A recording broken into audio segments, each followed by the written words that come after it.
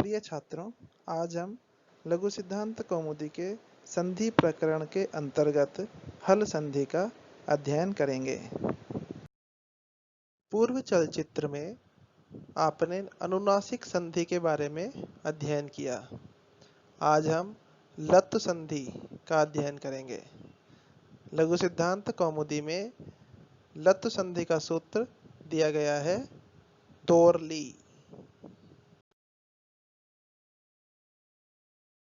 इस सूत्र का अर्थ लघु सिद्धांत कौमुदीकार के द्वारा इस प्रकार दिया गया है।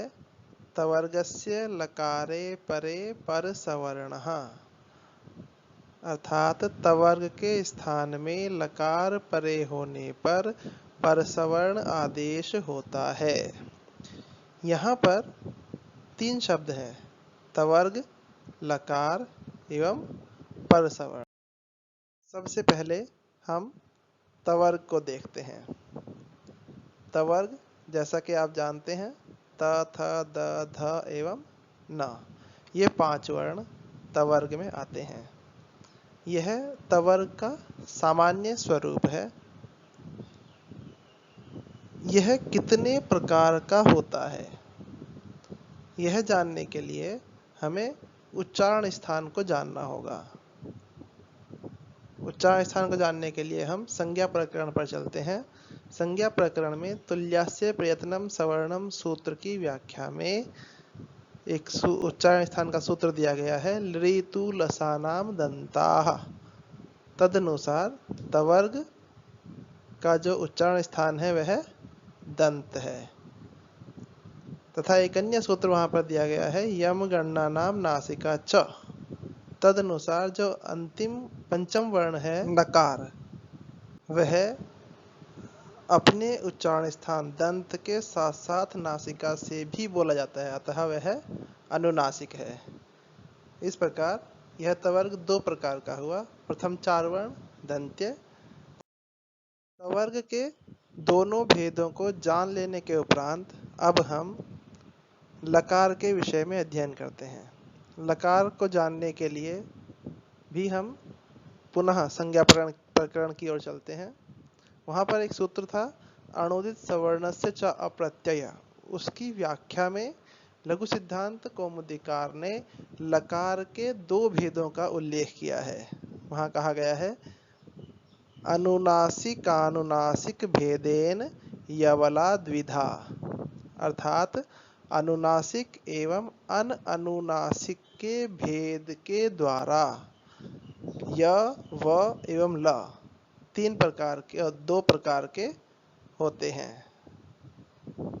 अतः यह लकार 2 प्रकार का हुआ, एक अनुनासिक और दूसरा अनुनासिक। इस प्रकार लकार एवं तवर्ग को जानने पर हमें ज्ञात होता है कि लकार एवं तवर्ग अर्थात स्थानीय एवं आदेश दोनों ही समान रूप से विभाजित होकर 2 भागों में हमें प्राप्त होते हैं। इन दोनों के समान रूप से प्राप्त होने पर यह समस्या आती है कि आदेश किस प्रकार करना है।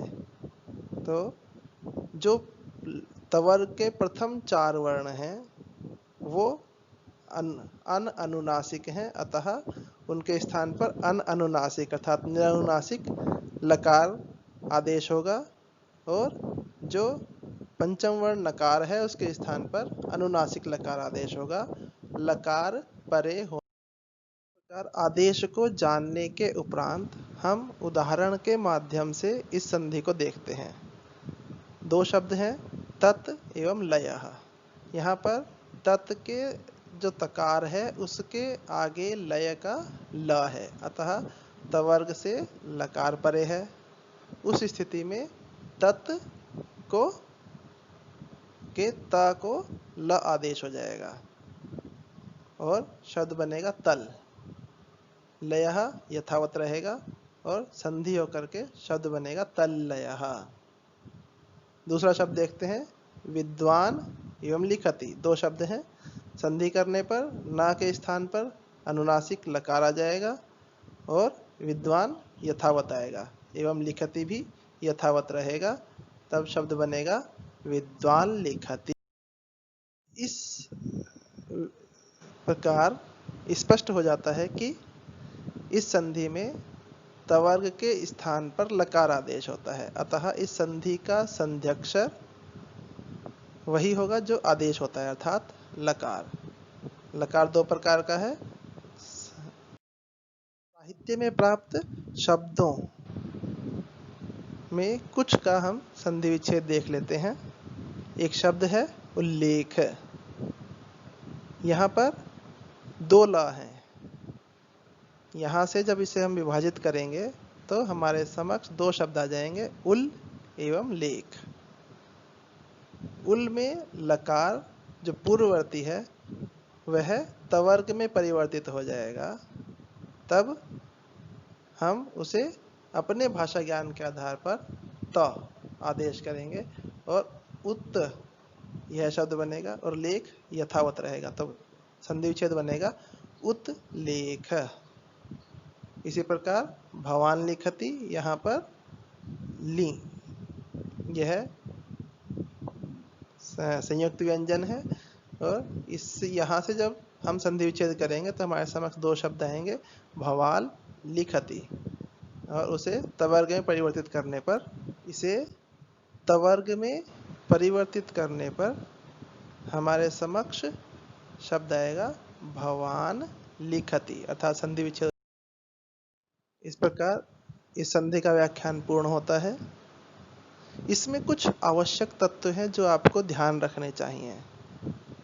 सर्वप्रथम लत् संधि में तवर्ग के प्रथम चार वर्णों के स्थान पर निरनुनासिक लकार आदेश होता है तथा अंतिम पंचम वर्ण के स्थान पर सानुनासिक लकार आदेश होता है। अर्थात जब आप इन दो प्रकार के लकार देखें तदनुसार ही इसके अतिरिक्त लत् संधि में पर वर्ण सदैव लकार होगा तथा पूर्व वर्ण तवर्ग होगा। इस प्रकार लघु सिद्धांत कौमुदी के अनुसार इस संधि का व्याख्यान पूर्ण होता है। आशा है आपको इस व्याख्यान से अपनी पुस्तक को समझने में, विषय को जानने में सहायता प्राप्त होगी। धन्यवाद। अपनी समस्याओं के लिए आप मुझे पूर्ववत संपर्क कर सकते हैं। पुनर्मिलाम।